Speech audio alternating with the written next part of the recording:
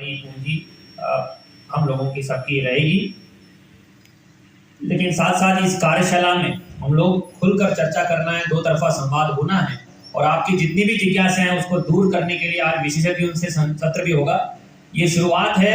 Learning किसी team में जब खत्म हो जाती है वो टीम मर जाती है, खोखली हो जाती है, तो ये लर्निंग कभी खत्म नहीं होनी चाहिए। गांधी जी ने कहा था कि जियो ऐसे जैसे कल मरने वाले हो और सीखो ऐसे कि कभी नहीं मरने वाले हो। तो आप लर्निंग के लिए कोई उम्र नहीं होती, कोई समय नहीं होता। मैं सामान्यता महसूस करता हूँ आपके साथ जब संवाद करता हूँ, तहसीलों में बैठकें होती हैं, गाँव में चौपालें होती हैं, तब संज्ञान में आता है कि बहुत सारे जानकारी के अभाव में, क्षमता वृद्धि की कमी के कारण, या एक बार नौकरी मिल गई हम लोग सीखना, सोचना, समझना, पढ़ना बंद कर देते हैं। उसके बाद एक आज जैसे डीजीसी साहब आपको बता रहे थे, आपको तो हम लोग इंडिकेशन देते हैं लेकिन निरंतर पढ़ना चाहिए। कितने लोग केस लॉ पढ़ते हैं, कितने लोग डाइजेस्ट पढ़ते हैं, कितने लोग राजस्व संहिता जो आई है उसको गहराई में चिंतन के बारे में करते हैं। अभी मैं आख्या देखता हूँ, चाहे वो कोर्ट में देखता हूँ, शिकायत निवारण प्रणाली में देखता हूँ, बिल्कुल असहायता दिखती है, अज्ञानता दिखती है आख्या में।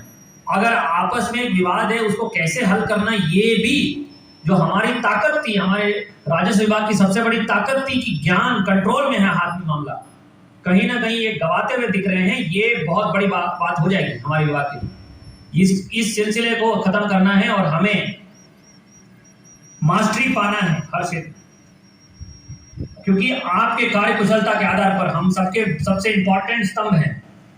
और अगर आपके आधार पर ही उस अंतिम कगार के व्यक्ति को किसी योजना का लाभ मिल सकता है, कोई प्रमाण पत्र मिल सकता है, उसकी जमीन पे कब्जा होने से हम रोक सकते हैं, और यहां तक भी कानून व्यवस्था वहां बरकरार रह सकती है।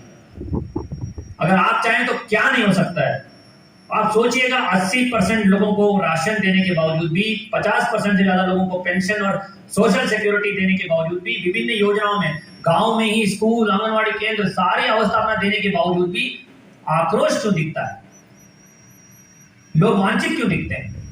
कहीं ना कहीं कमी है ग्राम स्तर, और वहां सबसे सरकार का, सबका शासन के प्रतिनिधि के रूप में कौन तैनात है, किसका चेहरा दिखता है, ये आलोचना का विषय है, एहसास का विषय है। इसीलिए मैं आपसे आग्रह करने के लिए आज आप सबको बुलाया है। और तहसीलों में निरंतर मैंने एसडीएम को ये कहा है कि जो शुक्रवार की आपकी बैठक होगी वो नियमित रूप से होनी चाहिए, आंकड़ों के आधार पे होना चाहिए, डेटा ड्रिवन होना चाहिए, और पहले 1 घंटे में आप लोगों की क्षमता वृद्धि, खुली चर्चा, खुली बात होनी चाहिए, निडर होकर आपको अपनी बात रखनी चाहिए। कोई समस्या नहीं, सवाल पूछना भी बंद, जवाब सुनना भी बंद, चर्चा भी बंद, आपस में टीम वर्क ही नहीं दिखता है, एक दूसरे को प्रेरित करना जैसे आज दिख रहा है। आज सभी लोग आपस में एक रिश्ता बनेगा आज कार्यशाला में, यही रिश्ता कैरी फॉरवर्ड करेंगे। अगर कोई लेखपाल आगे बढ़ रहा है, कर रहा है, कुछ अभिनव प्रयास कर रहा है, उससे आपस में पीयर लर्निंग भी होनी चाहिए, सीखना चाहिए निरंतर ये टीम को ऊपर, क्योंकि इसी टीम के आधार पर बहुत बड़ी बड़ी चीजें हो सकती है। अगर किसी बच्ची को कन्या सुमंगलम योजना में लाभ मिलना है, उसका भविष्य बनना है, आपने एक दस्तखत कर दिया, हो सकता है वो कल जाके डॉक्टर बनेगी। एहसास हो रहा है कि कितनी बड़ी बात है। किसी के साथ अन्याय होते हुए आंख बंद करके नहीं रखना है। अगर किसी का कब्जा हो रहा है जमीन पे, किसी पट्टेदार की जमीन को हड़प रहे हैं कोई, तो खड़े होकर देखेंगे तो क्या मतलब है आपकी और हमारी नौकरी, कोई मतलब है? सीख लें। कई सवाल आते हैं, हम लोग सभी उपलब्ध हैं।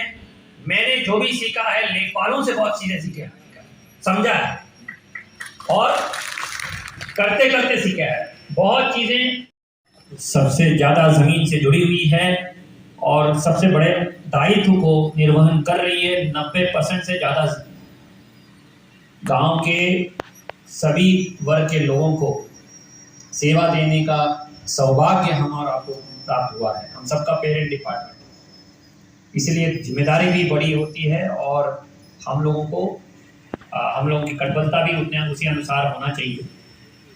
सबसे पहले तो कोरोना वैश्विक महामारी के दौरान और गत दिनों में बाढ़ के दौरान जो हमारे लेखपाल साथियों ने जो जज्बा दिखाया है, जो कटिबद्धता दिखाया है, उसके लिए हम तहे दिल से आपको धन्यवाद देते हैं।